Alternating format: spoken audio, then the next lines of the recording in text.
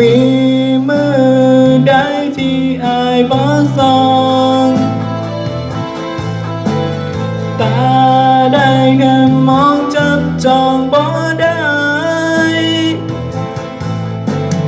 อยากสิคอมเมนต์แต่ได้เพียงกดไลค์อยากสิทักไปอย่าน้องรำคาญว่าอายหน้าด้านเกินไปแอบส่องเฟซเจ้ากายแต่เขามาโพสหน้าวอก็อยากไปโพสหน้าวอย่าน้องว่าอายหน้าด้านมีสิทธิ์แค่คนแอบหักบ่มีสิทธิ์อยากไปโพสบนกระดาษรอเบิ่งรอยยิ้มหวานผ่านรูปภาพไปก็พอ